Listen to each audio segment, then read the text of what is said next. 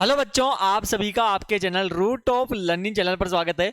तो आज हम आपके लिए सबसे पहले आपका ही channel root of learning channel आपके लिए लेके आया है आपकी कक्षा जो 5 है उसका बोर्ड द्वारा जारी किया गया सैंपल पेपर बेटा हम लेके आए हैं। और इसी पेपर के आधार पर आपका बोर्ड का पेपर होगा जिसे आप सोल्व करेंगे। तो इसे बारी बारी से हम समझेंगे। सबसे पहले देखो यहाँ पर आपका जो पेपर होगा बेटा, वैसे 2.5 घंटे का पेपर होता है। ये जो साइड में दिया हुआ है ये आपके रफ मार्क है, ठीक है ना। और यहाँ पर आपसे बोला गया है कि क्वेश्चन नंबर पहला जो है कि दीवार के सहारे सीढ़ी लगाने पर सीढ़ी तथा दीवार के मध्य बनने वाला कोण क्या होगा। देखो अब ध्यान से समझिएगा।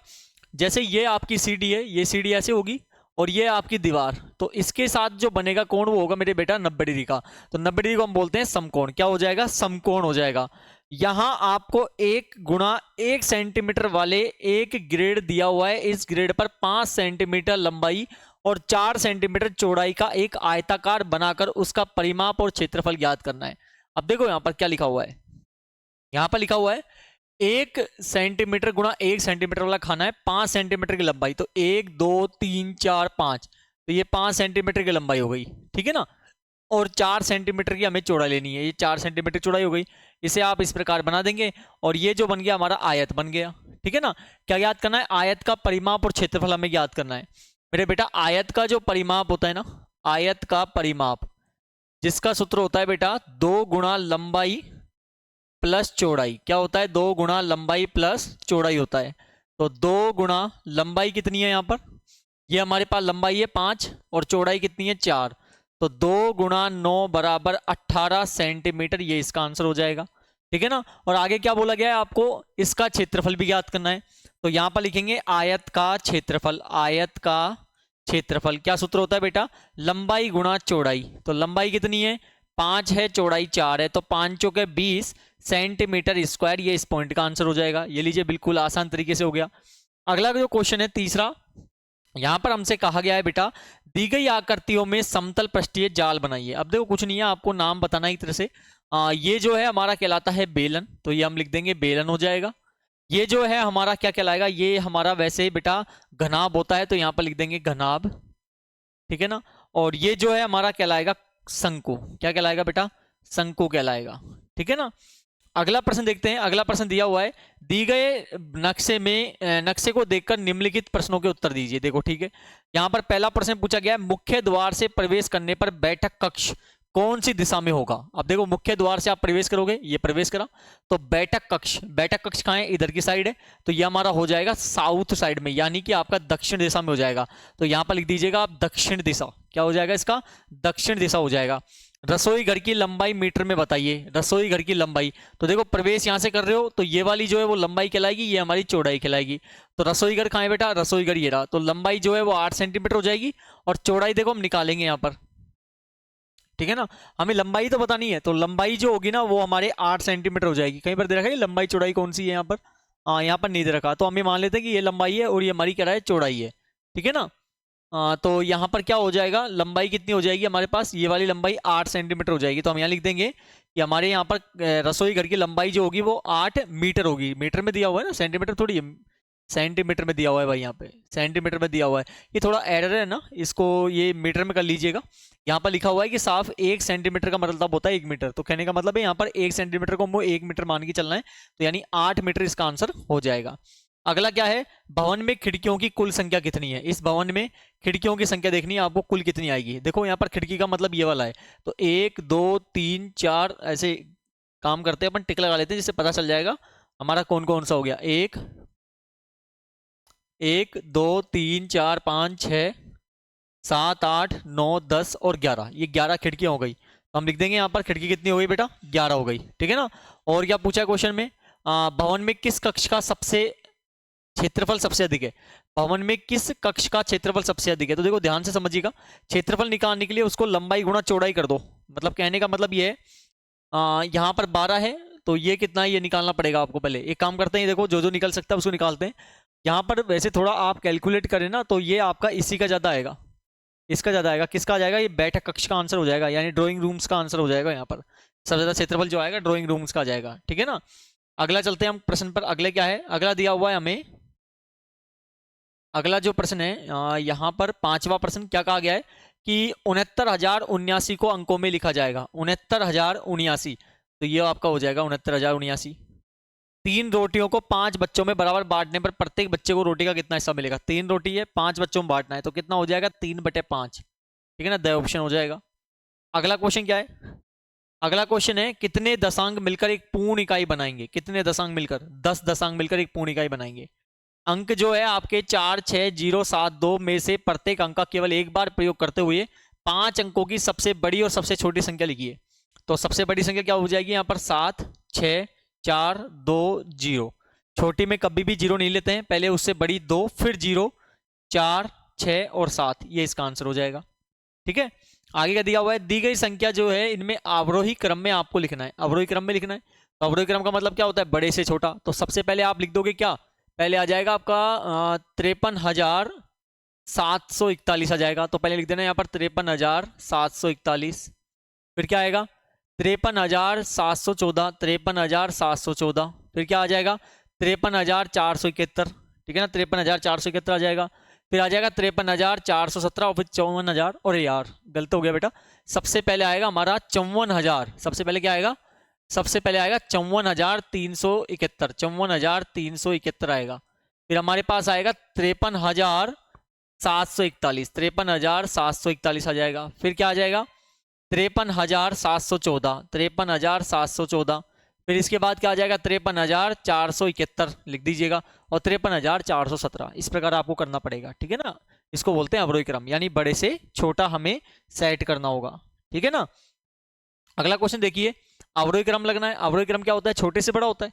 तो सबसे छोटी संख्या क्या है? 5,007। तो 5,007 आ जाएगा। फिर क्या आ जाएगा? 50,770। फिर क्या आएगा? 70,075। 70,075। फिर क्या आ जाएगा? 70,735। 70,735। और फिर क्या आ जाएगा बेटा? 77,057। 77,057 यहाँ पर आ जाएगा। ठीक है, अगला क्वेश्चन क्या दिया हुआ है? खाली बॉक्स में सही सक्रिया में आपको बताना है यहाँ पर किस संख्या से हम, देखो यहाँ पर यदि हम गुणा करेंगे ना, यानी 0 को गुणा किसी नंबर से करेंगे तो क्या आएगा? 0 ही आएगा। तो इसका मतलब आंसर हो जाएगा बे, ऑप्शन सी हो जाएगा। गुणा करने पर ऐसा हमें आंसर मिलेगा। अगला क्या है? अगला क्वेश्चन जो है हमारा, हरियालो राजस्थान अभियान के अंतर्गत एक गांव में 5,662 बबूल के, 8,707 नीम के और 3,008 शीशम के पेड़ लगाए गए। तो बताओ कुल कितने पेड़ लगाए? 5,662। ठीक है ना, 5,662 और कितने? 8,707 और 3,008, ये टोटल पेड़ लगाए गए हैं। तो इनको जोड़ देंगे। 8, 7, 15 और 2, 17, 6 और 1, 7, 7 और 6, 13, 8, 3, 11 और 1, 12, 12 और 5 कितना हो गया? 17। तो 17,377 वहां पर पेड़ लगाए गए हैं कुल संख्या में। ठीक है ना, एक न्यूनन पूर्वेण तथा परम मित्र की सहायता से आपको घटाना है। देखो, एक न्यूनन पूर्वेण का मतलब होता है एक कम। 3 में से नहीं जाएगा 6, तो हम क्या करेंगे? एक इससे लेंगे। तो एक इससे लेने का मतलब हो गया एक न्यूनन लगा देंगे। ठीक है ना, तो यहाँ पर हो जाएगा 13। 13 में से 6 गया तो बच गया 7। ठीक है, एक न्यूनन ने इसको दिया, मतलब एक दिया, तो 4 में से एक गया तो कितना बच गया? 3। 3 में से 7 जाएगा नहीं, ये एक इससे वापस लेगा, तो एक ले लेगा। तो फिर एक 13 हो जाएगा। 13 में से 7 गया तो 6 आ जाएगा। ठीक है, इसने एक दे दिया, कितना बच गया? 7। 7 में से 3 गया तो 4। 467 इसका आंसर यहाँ पर हो जाएगा। ठीक है बेटा, अगला क्या है? योगेश का वेतन 18,600 रुपए प्रति माह है। एक वर्ष में उसका वेतन कितना होगा? बताइए। एक वर्ष में कितने महीने होते हैं? एक वर्ष में होते हैं 12 महीने। तो 12 से आप क्या कर दोगे? इसको गुणा कर दोगे। 18,600 को किससे गुणा कर दोगे? 12 से आप गुणा कर दोगे, तो आपके पास जो आएगा 2,23,200 आंसर यहाँ पर आ जाएगा। ठीक है ना, अगला प्रश्न देखिए। अगला क्या दिया हुआ है? निशा के पास 456 सेब है। तो बताइए निशा के पास कुल कितने दर्जन सेब है? देखो, 456 सेब है, दर्जन में निकालने के लिए 12 का भाग दे देंगे, क्योंकि एक दर्जन में 12 सेब होंगे। तो 12 तिया 24, 12 चौके 12 दूना 24, 12 तिया 36, 12 दूना 24, 12 तिया 36, 12 चौक 48 ज्यादा हो जाएगा, तो 12 तिया 36 हो गया। कितना बच गया? 9 और 6, 12 पंजा 60, 12 छणी 72, 12 सदु 84, 12 अंटी 96। तो यहाँ पर कितना आ जाएगा? 38 दर्जन यहाँ पर क्या हो जाएंगे बेटा? केले हो जाएंगे। 38 दर्जन यहाँ पर आंसर हो जाएगा। ठीक है, अगला पॉइंट देखिए क्या लिखा हुआ है। बॉक्स जो दिया हुआ है इसमें सही अंक आपको भरना है। ठीक है ना, सही अंक भरना है। कैसे भरेंगे? यहाँ पर देखो, प्लस क्या गया? 8 × 14 या 4 आ गया, एक कैरी चला गया। अब यहाँ पे ऐसा क्या लिखे जिससे 0 आ जाए? तो यहाँ लिख देते हैं हम 9। तो 9 और 1 कितना हो गया? 10। फिर एक कैरी चला गया। ठीक है ना, फिर एक कैरी चला जाएगा वापिस, एक कैरी चला गया। तो यहाँ पर ऐसा क्या जोड़े जिससे 7 आ जाए? तो यहाँ पर हो जाएगा 9, 9 और 7 16 और 1 17 हो गया, एक कैरी फिर चला गया, 8 7 15 और 1 कितना हो गया 16। ये इस टाइप से हम इसको आंसर कर देंगे, ठीक है ना। अगला प्रश्न देखिए, मैंने सोची एक संख्या उसमें जोड़ा 10। तो मैं मानता हूं मैंने 10 ही सोचा, उसमें मैंने जोड़ा, मैंने एक संख्या जो सोची उसमें जोड़ा 10, इसमें जोड़ दिया 10, तो बताओ कितना हो गया जोड़ने पर 20 हो गया। अब घटाया 10, उसमें से 10 वापस घटा दिया, फिर पाया 10, तो बताओ फिर मिला कि नहीं मिला, तो वह संख्या क्या हो जाएगी हमारी 10 हो जाएगी, ठीक है ना। अगला प्रश्न देखिए क्या बोला गया है, दिए गए ग्रिड में 12 12 खानों को छायांकित करके बनाई जा सकने वाली सर्वसंभव आयताकार टाइलें आपको बनानी। देखो बेटा अब ये थोड़ा सा आप ना ये दिमाग का यूज करके खुद भी कर सकते हैं, 12 12 खानों का यूज करना है, लेकिन आयताकार बनानी है। तो 12 टाइल देखो जैसे मैंने लिया 1 2 3 4 5 6 7 8 9 10 11 12, इस टाइप से 12 यहाँ तक की ले ली, ये लिया अपन ने, ठीक है ना। आयताकार बनानी है आपको, आपको ढूंढना पड़ेगा इसमें से, ठीक है ना। और 12 12 टाइलों को यूज करके आपको इसका डायग्राम पूरा इस प्रकार से बनाना पड़ेगा। अगला क्वेश्चन क्या है, दी गई बांटों की सहायता से कितने किलोग्राम चावल मिलेंगे। तो देखो 2 और 1 कितना हो गया 3, तो 3 तो किलोग्राम हो गया, और 500 और 600 कितना हो गया 600 ग्राम हो गया, ये इसका आंसर हो जाएगा, ठीक है ना। तो यहाँ पर लिख दीजिएगा, यहाँ पर क्या लिखोगे पहले तो किलोग्राम में लिखना पड़ेगा आपको, तो यहाँ लिख देना 300 किलोग्राम और 600 क्या हो जाएगा ग्राम यहाँ पर हो जाएगा, ठीक है ना। अगला क्वेश्चन क्या है, 16 रिक्त स्थानों की पूर्ति करनी है, 3 घंटे में कितनी मिनट होती है। 1 घंटे में होती है 60, तो 3 में कितनी हो जाएगी 180। 270 मिनट में कितने घंटे होते हैं, देखो 1 घंटे में होती है मेरे बेटा 60 मिनट, 60 मिनट होती है, तो 270 में 60 का भाग दे देंगे, 60 का भाग दे देंगे, तो देखो कितना आएगा 270 में 60 का भाग देने पर 6 चौके 24, 4 बार चला गया, 0 3 बच गया, ठीक है। 30 ऊपर चल जाएगा, जिससे भाग दिए थे उसको नीचे ले आएंगे, 0 से 0 कट गया, दोनों 3 3 से कट जाएंगे, क्या आ जाएगा 1/2, तो क्या हो जाएगा 4 सही 1/2 घंटे इसमें हो जाएंगे। 2.5 मिनट में कितने सेकंड होते हैं, 2.5 मिनट में कितने सेकंड होते हैं, सेकंड में बदलने के लिए 60 से गुणा कर देंगे, क्यों 1 मिनट में 60 सेकंड होते हैं, 2 दूनी 4 और 1 कितना हो गया 5/2 गुणा 60, कितनी बार कट गया 30 बार, तो कितनी आ जाएगी बेटा 150 सेकंड यहाँ पर आ जाएगी, 150 सेकंड यहाँ पर आ जाएगी। आगे क्या करना है, 3 घंटे में कितनी मिनट होती है, अच्छा ये तो हमने कर लिया, ये इंग्लिश मीडियम का है। मनीष की ऊंचाई 6 फीट है, उसकी ऊंचाई इंच में कितनी होगी हमें बताना पड़ेगा। मनीष की ऊंचाई क्या है यहाँ पर 6 फीट है, तो 6 फीट है तो हमें क्या करना पड़ेगा इंच में बदलने के लिए उसको 1 फीट में जो होते हैं 12 इंच होते हैं, तो हम क्या कर देंगे 6 को गुणा 12 से कर देंगे, तो 12 6 कितना हो जाएगा 72 इंच यहाँ पर हो जाएगा, 72 इंच हमारा यहाँ पर हो जाएगा, ठीक है। अगला क्या दिया हुआ है, दी गई रेलवे सारणी जो है हमें निम्नलिखित प्रश्नों के उत्तर देने। यहाँ पर लिखा हुआ है टाइम टेबल दिया हुआ है रेलवे का, और इसमें कुछ क्वेश्चन पूछे गए हैं, बताओ गाड़ी संख्या 12,915 कितनी देर जयपुर स्टेशन पर रुकने वाली है। 12,915, तो 12,915 देखो ये रही, और यहाँ पर आपसे क्या पूछा है क्वेश्चन में, क्वेश्चन में पूछा है जयपुर स्टेशन पर रुकने वाली है, कितनी देर जयपुर स्टेशन पर रुकनी है। 12,915 जो है आपके यहाँ पर देखो ध्यान से, 12,915 ये रही, 12,915 ये रही जयपुर स्टेशन पर, तो जयपुर पे कब आएगी बेटा, ये जयपुर पर आएगी यहाँ पर 1:35 पर, और चलेगी कब 1:45 पर, मतलब कितने मिनट का गैप आया 10 मिनट का, तो इसका मतलब कितने मिनट रुकेगी यहाँ पर ये 10 मिनट के लिए रुकेगी, तो आपका आंसर हो जाएगा 10 मिनट, ठीक है ना।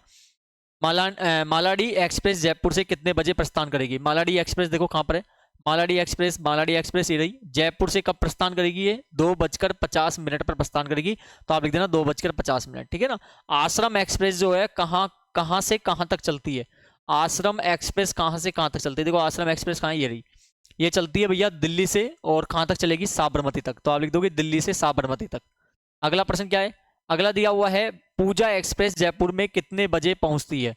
पूजा एक्सप्रेस जयपुर में कितने बजे पहुंचती है बेटा, जयपुर में पहुंचती है ये जयपुर में आगमन होता है भैया इस पूजा एक्सप्रेस का 4 बजे शाम को है ना, तो यहाँ लिख देना 16 बजे, 16 यहाँ पर लिख देना, यानी या फिर आप लिख सकते हो 4 PM, क्योंकि 16 का मतलब ही क्या होता है 4 PM होता है, ठीक है ना। अगला प्रश्न देखते हैं, आंकड़ों का प्रबंध एवं पैटर्न की सहायता से हमें करना है, ये पैटर्न जो दिए हुए हैं इसमें लिया हुआ है, इस पैटर्न को हमें सोल्व करना है। यहाँ पर देखो कितने का गैप है, यहाँ पर गैप है मेरे बेटा 6 का माइनस हो रहा है, यहाँ पर भी 6 माइनस हो रहा है, यहाँ पर भी 6 माइनस हो रहा है, तो अगले में भी 6 माइनस कर देंगे, तो 6 माइनस करने पर आ जाएगा 37, तो इसका आंसर हो जाएगा 37, 37 यहाँ पर हो जाएगा, ठीक है ना। आगे बढ़े, अगला क्वेश्चन क्या है कि निम्नलिखित आकृतियों के पैटर्न की अगली आकृति क्या होगी। अगली आकृति हमें पता नहीं, देखो बिल्कुल आसान है ये भी, पहले हमें 6 भुजा दी हुई है, फिर 5 भुजा, फिर 4 भुजा, तो फिर क्या आ जाएगी 3 भुजा, यानी बे ऑप्शन हो जाएगा। अगला क्या है, चौखाने पर बने यहाँ पर इनको देखकर निम्नलिखित प्रश्नों के उत्तर देने। पीला रंग पसंद करने वाले विद्यार्थियों की संख्या कितनी है? पीला रंग ये रहा, पसंद कितने करते हैं? 5। तो यहाँ पर लिख देंगे 5 विद्यार्थी। सबसे अधिक पसंद किया जाने वाला रंग कौन सा है? सबसे अधिक पसंद ये वाला, यानी लाल रंग। तो यहाँ लिख देना लाल रंग हो जाएगा, ठीक है ना। अगला प्रश्न क्या है, समान संख्या में पसंद किए जाने वाले रंगों के नाम बताइए। समान संख्या में मतलब समान रूप से पसंद किए जाने वाले, तो समान रूप से पसंद किया जा रहा है मेरे बेटा, यहाँ पर देखो ध्यान से, ये रहा, ये वाला और ये वाला, जिसका नाम क्या क्या हो जाएगा? नीला और सफेद। तो यहाँ लिख देना क्या, नीला और सफेद हो जाएगा। निम्नलिखित पैटर्न को समझकर रिक्त स्थानों की पूर्ति करनी है। ये लास्ट प्रश्न है आपके इसका। यहाँ पर क्या करना है, देखो यहाँ पर भी इसी प्रकार का क्वेश्चन है जैसा आप करते आ रहे हो, कुछ नहीं है ऐसा। एक को एक से करा, एक आया, 11 गुणा 11 यानी फिर 3 बार एक कर दिया, यहाँ पर क्या हो जाएगा? 4 बार एक हो जाएगा। तो 4 बार एक को फिर 4 बार एक से गुणा करना पड़ेगा, तो हमारे पास आएगा 1 2 3 4 3 2 1। या इसका शॉर्टकट मैं आपको बता देता हूँ, ऐसे भी आप कर सकते हैं। 4 बार एक है तो 1 2 3 4 लिख दिया, फिर घटा दो, 3 2 1 कर दो, ठीक है ना। इसी प्रकार 5 बार एक, 5 बार एक, यहाँ पर भी 5 बार एक लिख दिया। तो यहाँ 1 2 3 4 5, अब घटा दो, 4 3 2 1, ठीक है ना। अब यहाँ पर 6 बार एक आ जाएगा, 3 और 3 6, यहाँ पर भी 6 बार एक आ जाएगा, आ गया। तो देखो वही आंसर हो जाएगा। और ये लीजिए, हमने आपका जो पूरा पेपर है बेटा, सैंपल पेपर, वो पूरा सोल्व कर लिया है बिल्कुल आसान तरीके से। और बच्चों आपको क्या करना है, देखो आपकी नई बुक के जो क्वेश्चन आंसर है वो भी हमने सोल्व किए हुए हैं। आपको चैनल को सब्सक्राइब करना जल्दी जल्दी, जिससे क्या है आपको वीडियो टाइम पे मिलती रहे। आज के लिए बहुत बहुत धन्यवाद।